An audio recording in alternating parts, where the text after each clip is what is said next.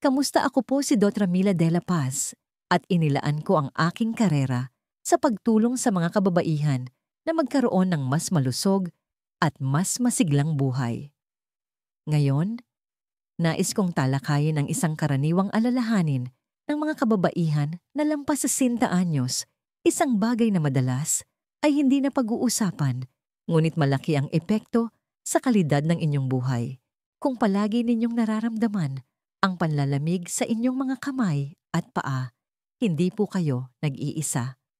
Sa katunayan, kung kayo ay mahigit 60 anyos, na malaki ang posibilidad na ang dugo ay hindi nakakarating sa mga lugar na pinakamahalaga.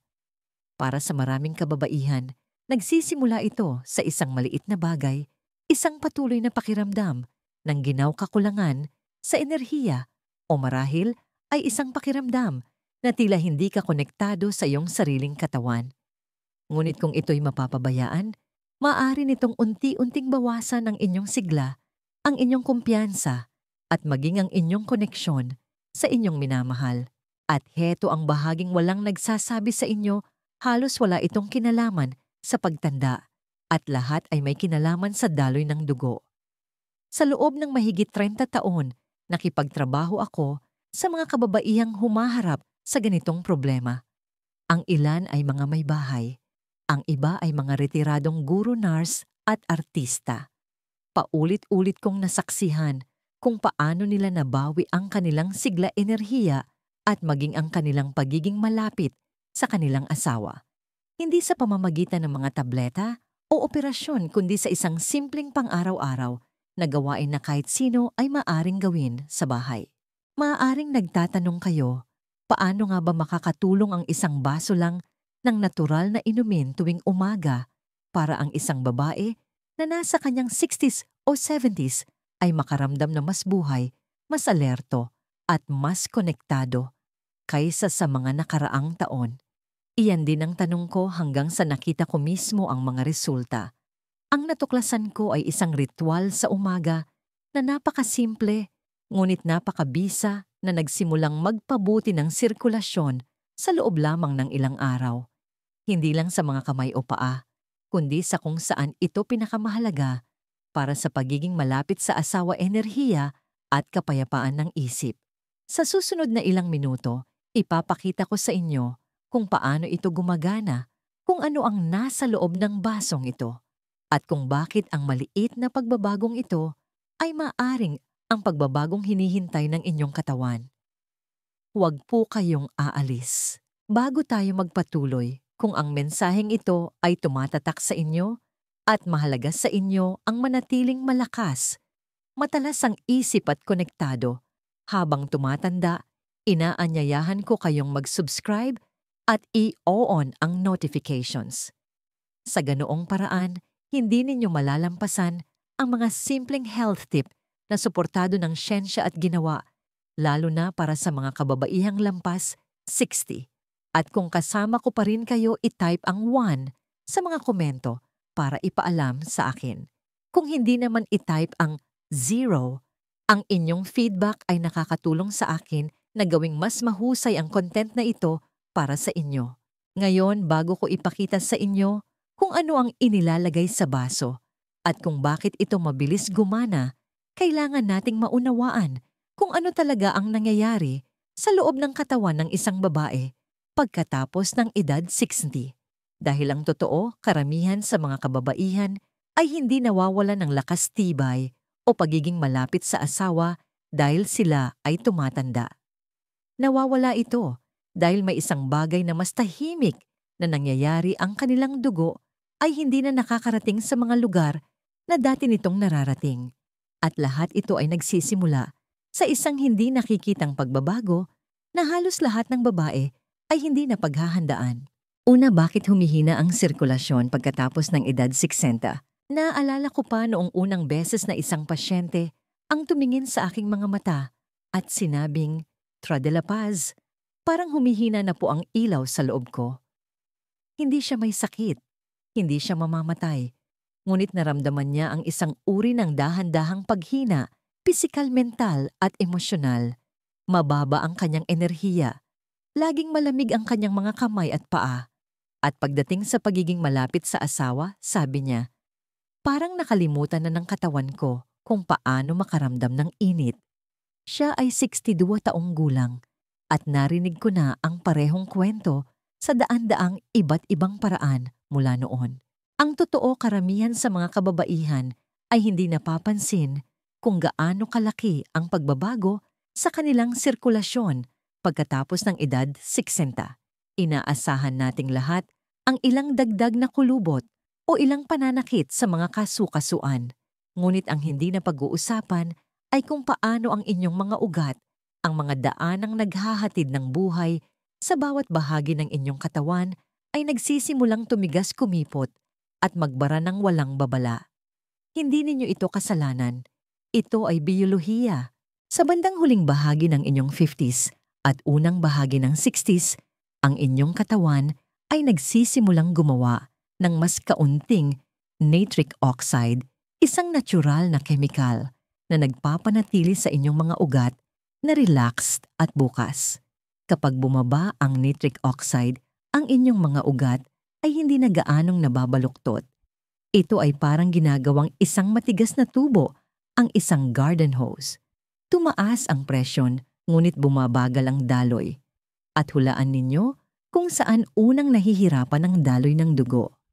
Sa inyong mga kamay, paa, utak, at oo sa inyong mga pinakapribadong bahagi. Ito ang dahilan kung bakit maraming kababaihan na lampas 60 ang nakakaranas ng mga sintomas na iniuugnay nila sa pagtanda lamang, pagkapagod, pagiging makalimutin o brain fog, patuloy na panlalamig at isang nakakadismayang kawalan ng pagnanasa o pakiramdam sa kwarto.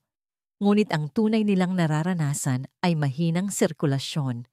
Hindi na kayang pawiin ng dugo ang mga bahaging dati nitong nararating.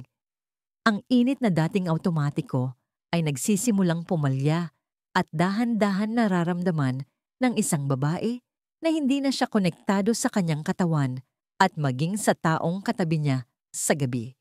May mga babaeng umiiyak sa aking opisina, hindi dahil sa sakit, kundi dahil sa pagkawala ng isang bagay na mas malalim. Sinabi sa akin ng isang babae, parang andito ako pero hindi na ako tunay na nabubuhay. At tumatak iyon sa akin dahil hindi ito tungkol sa panlabas na anyo. Ito ay tungkol sa pagkakakilanlan, dignidad at koneksyon. At madalas, ang dahan-dahang paghinang ito ay hindi nagagamot dahil iniisip nating hindi ito maiiwasan. Ngunit heto ang punto, hindi ito totoo. Nang magsimula akong magsaliksik ng mga natural na paraan upang maibalik ang daloy ng dugo, natuklasan ko na ang katawan ay may kakayahang maghilom ng hindi kapani-paniwala kahit na nasa 60s, 70s at higit pa kayo. Ang susi ay ang gisingin ng mga natutulog na ugat na yun, pakainin sila ng kailangan nila at bigyan ng inyong puso, utak at mga pinakapribadong bahagi ng suporta na tahimik nilang hinihiling. Doon ako nagsimulang magtrabaho sa isang simple at natural na formula sa umaga, isang pinaghalong mga sustansya na idinisenyo upang buksan ang mga ugat at buhayin ang sirkulasyon ng walang gamot. At ang sumunod na nangyari ay nagulat kahit sa akin. Nagsimulang magulat ang mga kababaihan ng mas maiinit na mga kamay at paa, mas malinaw na pag-iisip at oo, isang pagbabalik ng enerhiya at pagiging malapit sa asawa na akala nila ay matagal nang nawala. At hindi ito umabot ng buwan. Ang ilan ay nagsimulang makaramdam ng pagbabago sa loob ng unang linggo. Ngayon, maaaring iniisip ninyo, ano nga ba ang nasa loob ng basong yon sa umaga? Paano makakalikha ng ganoong kalakas na pagbabago sa sirkulasyon, enerhiya at kumpiyansa ang isang bagay na napakasimple? Hayaan ninyong ipaliwanag ko dahil ang mga sangkap ay maaring nasa inyong kusina na ngayon at maaari nilang baguhin ang inyong pakiramdam bago matapos ang linggong ito. Kung narito pa rin kayo at ang mensaheng ito ay mahalaga sa inyo, i-type ang numerong 1 sa mga komento. Ito ay nagpapabatid sa akin na interesado kayo at handang pangalagaan ang inyong kalusugan. Ngayon magpatuloy tayo at alamin ang susunod na mahalagang bahagi. Ikalawa, ang isang basong ritual sa umaga. Ano ang nasa loob nito? Noong una kong sinimulang tuklasin ang mga natural na paraan upang suportahan ang sirkulasyon ng mga kababaihan, hindi ako naghahanap ng milagro. Sinusubukan ko lang tulungan ang aking mga pasyente na gumaan ang pakiramdam, na maibalik ang enerhiya at sigla na dati nilang taglay. Ang hindi ko inaasahan ay makakatuklas ako ng isang bagay na napakasimple, madaling makuha, ngunit napakabisa na magpapabago sa paraan ng aking panggagamot. Nagsimula ito sa isang paglalakbay. Naglaan ako ng oras para bisitahin ang isang maliit na baryo sa kabundukan ng Cordillera na kilala sa kanilang mga residente na malulusog kahit sa pagtanda. Doon nakilala ko ang isang 97 taong gulang na lola na buong pagmamalaking nagsabi sa akin na naglalakad pa rin siya ng ilang kilometro araw-araw, inaalagaan ang kanyang masiglang hardin at ginugugol ang kanyang mga gabi na tumatawa kasama ang kanyang pamilya. Walang tableta, walang operasyon malinis, na pagkain lang pagkilos, at isang bagay na iniinom niya, araw-araw ng walang palya, isang gawang bahay na timpla na tinawag niyang baso ng ningning. Natural tinanong ko kung ano ang laman nito. Pag-uwi ko nagsimula akong mag-eksperimento sa mga sangkap na nabanggit niya, inaayos ang mga ito, batay sa alam natin, mula sa modernong pananaliksik. Matapos itong pinuhin kasama ang aking sariling mga pasyente, natagpuan ko ang isang kombinasyon na tunay na epektibo. Tinatawag ko itong baso ng pang-umagang sigla. Hindi ito isang supplement. Hindi ito isang produktong binibili. Ito ay isang halo ng mga natural na sangkap na maaari ninyong gawin mismo sa inyong kusina. Heto ang mga sangkap. Isang baso ng pomegranate juice, isang masustansya at mapulang inumin na puno ng antioxidants. Nakakatulong itong i-relax ang mga ugat at suportahan ang malusog na daloy ng dugo. Isang kutsarita ng beetroot powder, isang mabisang pinagmumulan ng nitrates na ginagawang nitric oxide ng katawan, ang mismong chemical na nagbubukas ng inyong mga ugat. Isang kutsara ng katas ng lemon para tumulong na linisin at suportahan ang loob ng inyong mga ugat. Isang kurot ng cayenne pepper sapat lang para dahan-dahang pasiglahin ang sirkulasyon at gisingin ang sistema. At para sa mga mas gusto ang kaunting tamis, isang maliit na kutsara ng raw honey para pagsamahin ang lahat. Bawat isa sa mga sangkap na ito ay suportado ng tunay na siyensya. Ngunit higit sa lahat, ginamit na ito ng mga totoong kababaihan, mga babaeng pumasok sa aking opisina na parang anino na lang ng kanilang dating sarili, at sa loob ng isang linggo ay nagsimulang maramdaman ang pagbabalik ng init na iyon. Madali lang ang ritual. Tuwing umaga mas mabuti kung walang laman ang tiyan, ibuhos ang juice, ihalo ang beetroot, lemon at cayenne at maglaan ng sandali upang inumin ito ng dahan-dahan. Huwag itong madaliin. Hindi lang ito tungkol sa nutrisyon. Ito ay tungkol din sa pananaw. Ito ay tungkol sa pagbibigay sa inyong sarili ng pahintulot na alagaan ang inyong katawan, na piliin ang sigla kaysa sa paghina, na simula ng inyong araw ng may layunin sa halip na walang ginagawa. May mga babaeng nag-uulat ng mga pagbabago sa loob ng ilang araw. Mas maiinit na kamay at paa, mas makinang na balat, mas matalas na isip. Ang iba naman ay napapansin ito, una sa kanilang mood, sa paraan ng kanilang pagkilos, sa paraan ng pagtingin sa kanila ng kanilang asawa pagkatapos ng hapunan. Hindi ito mahika, ito ay sirkulasyon. At nagsisimula ito sa isang basong iyon. Ngayon alam ko kung ano ang maaaring iniisip ninyo. Kung ang isang bagay na ganito kasimple ay napakabisa, bakit hindi ito ginagawa ng mas maraming babae?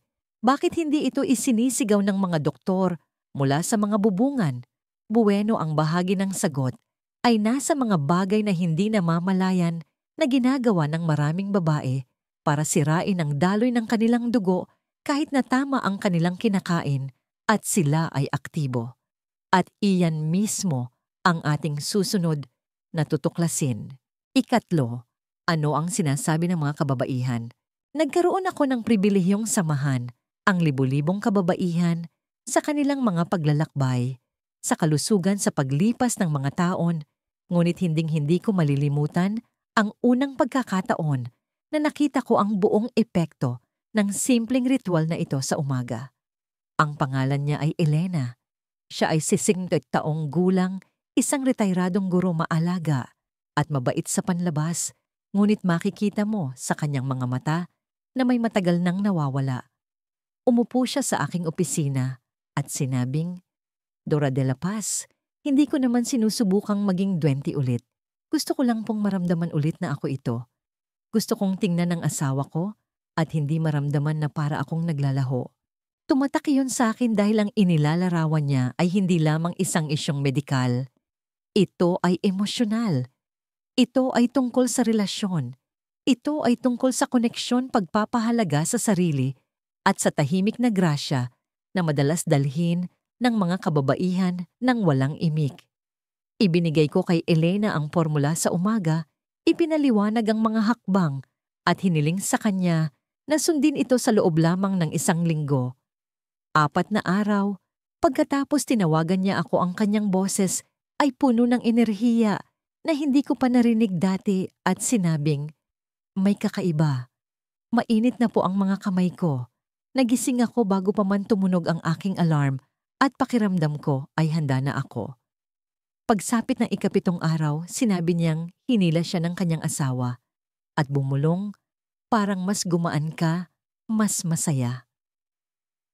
Iyon lang ang kailangan niyang malaman para makumpirmang nasa tamang landas siya at hindi nag-iisa si Elena.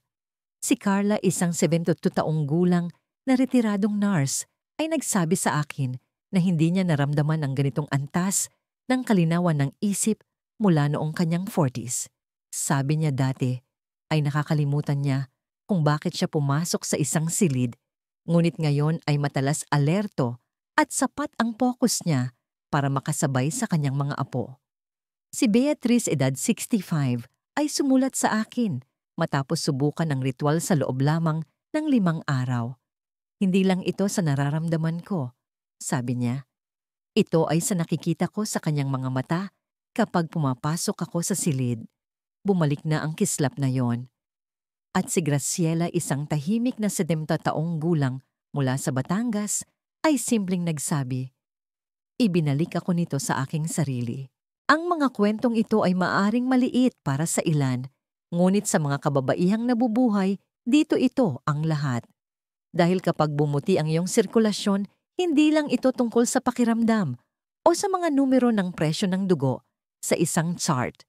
Ito ay tungkol sa pagbawi ng isang bagay na malalim na personal, ang paraan ng iyong pagkilos sa mundo, ang paraan ng iyong pakikipag-ugnayan sa mga taong mahal mo, at ang paraan ng iyong pakiramdam kapag tumitingin ka sa salamin. May isang babae pa ngang nagsabi sa akin, "Hindi ko namalayan kung gaano karami ang nawala sa akin hanggang sa nagsimula itong bumalik." Iyan ang kapangyarihan ng ritual na ito. Hindi ito tungkol sa paghahabol sa kabataan. Ito ay tungkol sa pagpapanumbalik ng dignidad, sigla at kumpiyansa. Ibinabahagi ko ang mga kwentong ito hindi para mangako, kundi para ipaalala sa inyo na posible ang tunay na pagbabago. Hindi kayo natigil, hindi kayo masyadong matanda, at tiyak na hindi kayo nag-iisa. Ngunit kahit sa ritual na ito ang ilang babae ay hindi nakikita ang buong benepisyo. At nang simulan kong tingnan ng mas malapitan, natuklasan ko na lahat sila ay gumagawa ng parehong ilang pagkakamali, mga gawin na tahimik na humaharang sa daloy ng dugo. Gaano man kahusay ang inyong pagkain o gaano kadalas kayong maglakad. At kapag nalaman ninyo kung ano ang mga pagkakamaling ito, maaari ninyo itong ayusin kaagad.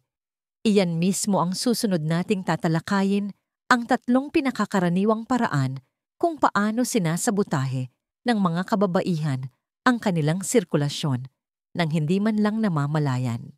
At kung ginagawa ninyo ang alinman sa mga ito, Maaring ito ang dahilan kung bakit hindi pa kayo nakakakita ng mga resulta. Kung kasama ko pa rin kayo at nakakatulong ito sa inyo, i-type ang numerong 1 sa mga komento para ipaalam sa akin na narito kayo at interesado. Ngayon, sama-sama tayong magpatuloy sa ika-4 na punto. Ika-4, tatlong pagkakamali na sumasabotahe sa sirkulasyon ng kababaihan. Sa paglipas ng mga taon, may nakita akong isang bagay na dumudurog sa aking puso bilang isang doktor. Dumarating ang mga kababaihan sa aking opisina na puno ng pag-asa. Sinusubukan nila ang ritual sa umaga, kumakain ng mas maayos, naglalakad ng kaunti. Ginagawa nila ang mga tamang bagay. Ngunit para sa ilan sa kanila, ang mga resulta ay mas mabagal kaysa sa inaasahan. Dati, nakakadismaya ito sa akin. Tinatanong ko ang aking sarili, ano ang kulang? Matapos ang mas malalim na pagsisiyasat, nagsimula akong makakita ng isang pattern. Ang mga babaeng ito ay hindi namamalayang gumagawa ng maliliit na pagkakamali, mga tahimik na gawi na sumisira sa lahat ng mabuting sinusubukan nilang itayo. Hindi ito malalaki at halatang pagkakamali. Sa katunayan, karamihan sa kanila ay iniisip na gumagawa sila ng matatalinong pagpili. Ngunit habang nakikinig ako sa kanilang mga gawain at nagtatanong ng mga tamang katanungan, ang parehong tatlong isyu ay paulit-ulit na lumalabas. Ang una ay ang hindi sapat na pag-inom ng tubig. Ngayon, alam kong simple itong pakinggan, ngunit ito ay isa sa mga pinakanakakaligtaang haligi ng malusog na sirkulasyon. Ang dugo ay karamihang binubuo ng tubig. Kung walang sapat na likido sa inyong sistema, ito ay lumalapot at bumabagal. Hindi ko mabilang kung ilang beses kong pinaalalahanan ang mga maalaga at matatalinong kababaihan na ang pag-inom ng kape o tsaa ay hindi kabilang-bilang tubig. Ang inyong dugo ay hindi makakadaloy kung ito ay tuyo. At kung ang inyong dugo ay hindi dumadaloy, gayon din ang inyong enerhiya, kalinawan ng isip at panloob na init. Ang ikalawang pagkakamali ay isang bagay na halos ipinilit sa ating lahat ng modernong buhay, ang masyadong mahabang pag-upo. Mayroon akong isang pasyente, si Belen, isang retiradong office manager na nagsabing nakaupo siya ng maraming oras sa pagbabasa, panonood ng TV o pakikipag-ugnayan sa pamilya online. Walang masama doon, ngunit kapag nakaupo ka, nang matagal nang hindi gumagalaw, naiipon ang dugo. Bumagal ito. Ang inyong mga ugat ay hindi nakakakuha ng banayad na presyon na kailangan nila upang manatiling nababaluktot at malakas. Sinabi ko kay Belen, magtakda ka ng timer bawat oras. Tumayo ka lang mag-una, tumakbang ng ilang beses. Ang maliit na gawin na yon ay gumawa ng malaking pagkakaiba para sa kanya. Ang ikatlong pagkakamali at marahil ang pinakanakapipinsala ay ang stress. Hindi ang uri na inilalabas mo sa mga kaibigan, kundi ang uri na tahimik na nakapatong sa iyong mga balikat na nagpapabigat sa iyo. Mga pag-aalala tungkol sa pamilya, takot sa kalusugan, kalungkutan, lahat sila ay nagpapataas ng iyong mga antas ng cortisol.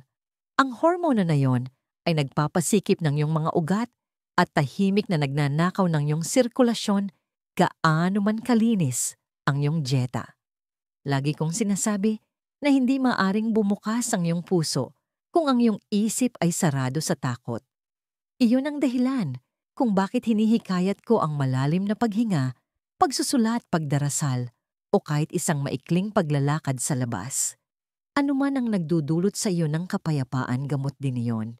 Nang matugunan namin ang tatlong lugar na ito, tubig, paggalaw at stress, mas mabilis na dumating ang mga resulta. Ang mga babaeng na stuck sa isang punto ay nagsimulang gumaan ang pakiramdam sa loob ng ilang araw. Uminit ang kanilang mga kamay, naging mas makinang ang kanilang balat, at naging mas malinaw ang kanilang isipan. Nagsimula silang kumilos sa buhay ng may higit na gaan, kagalakan at presensya. At heto ang magandang bahagi, nang magsimulang dumating ang mga resultang yon, may isa pang bagay na bumalik. Paniniwala. Paniniwala na hindi sila sira. Paniniwala na marami pa ring maiaalok ang buhay. At paniniwala na ang pagtanda ay hindi nangangahulugang paghina, na nagdadala sa akin sa pinakamahalagang katotohanan na natututunan ko pagkatapos ng mga dekada sa larangang ito. Isang katotohanan na nais kong iwan sa inyo, isang bagay na walang kinalaman sa mga sangkap o gawain, kundi lahat ay tungkol sa kung ano pa ang posible para sa inyo kung handa kayong maniwala rito. Hayaan ninyong ibahagi ko yon sa inyo ngayon. Huling kaisipan mula kay Dr. Mila de la Paz. Pagkatapos ng mahigit 3 dekada ng paglakad sa landas na ito, kasama ang mga kababaihang tulad ninyo, masasabi ko nang may katiyakan ang pagtanda ay hindi ang kalaban. Ang pagkawala ng tiwala sa sarili ninyong katawan, iyan ang tunay na nakakasira. At ang totoo nakita ko na kung ano ang nangyayari kapag nagpasya ang isang babae na bawiin ang kanyang kalusugan, ang kanyang kumpiyansa, at ang tahimik na ningning na naninirahan pa rin sa loob niya. Nakita ko na ito ng napakaraming beses para sabihing swerte lang ito. Sinimulan natin ang paglalakbay na ito sa pag-uusap tungkol sa sirkulasyon. Ngunit nauwi tayo sa pag-uusap tungkol sa isang bagay na mas malalim koneksyon sa inyong katawan, sa inyong asawa, sa inyong enerhiya, sa inyong pagkakakilanlan. Iyan talaga ang tunay na kahulugan ng isang basong ito tuwing umaga. Hindi ito isang mahiwagang inumin. Ito ay isang senyales. Isang senyales sa inyong katawan na nagsasabing, hindi ako susuko sa iyo. Isang senyales sa inyong asawa na nagsasabing, gusto ko pa ring magpakita. At isang senyales sa inyong sarili na nagsasabing, narito pa rin ako at masigla pa rin ako. Pinag-usapan natin kung bakit humihina ang sirkulasyon pagkatapos ng edad 60 at kung paano ito hindi lamang pagtanda. Ito ay isang kemikal na pagbabago sa katawan na maaaring suportahan ng natural. Natuklasan natin ang isang simpleng ritual sa umaga gamit ang mga sangkap na malamang ay nasa inyong tahanan na. Narinig natin ang mga boses ng mga totoong kababaihan, mga babaeng muling nakahanap ng init sa kanilang mga kamay at paa-enerhiya sa kanilang mga hakbang at pagiging malapit sa kanilang mga relasyon. At pinag-usapan natin ang mga tahimik na pagkakamali na humaharang sa pag-unlad, kakulangan sa tubig, kawalan ng aktibidad, at hindi nasasabing stress. Ngunit higit sa lahat sana ang nakuha ninyo sa lahat ng ito ay hindi pa huli. Ang lahat. Hindi pa po. Hindi ninyo kailangang tanggapin ang paghina bilang inyong default. Hindi ninyo kailangang umatras mula sa buhay na inyong binuo o sa pag-ibig na mayroon pa kayong ibibigay. Dahil ang totoo, ang paggaling ay walang deadline. Ang paglago ay hindi humihinto sa edad na 60. At ang pagnanasa ay hindi naglalaho. Kailangan lang nito ng tamang panggatong. Kaya bukas ng umaga, paggising ninyo gusto kong alalahanin ninyo ang pag-uusap na ito. Ibuhos ang basong iyon, inumin ito nang may intensyon tumayo ng tuwid at bigyan ng inyong katawan ng pagkakataong makaramdam muli ng ningning.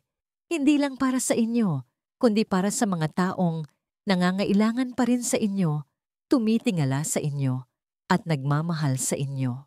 Ang pinakamahalagang aral sa buhay. Ang pinakamahalagang aral sa buhay dito ay ang inyong katawan ay may hindi kapani-paniwalang kakayahan para sa pagpapanibago sa anumang edad kung bibigyan ninyo ito ng tamang suporta at higit sa lahat, maniwala sa kakayahan nitong maghilom at umunlad. Ito ay tungkol sa paggawa ng mga proaktibo at simpleng hakbang at pagpapanatili ng isang pananaw ng sigla. Kung nakaugnay ito sa inyo, pakitype ang yes sa mga komento sa ibaba. Gusto kong marinig ang inyong mga saloobin.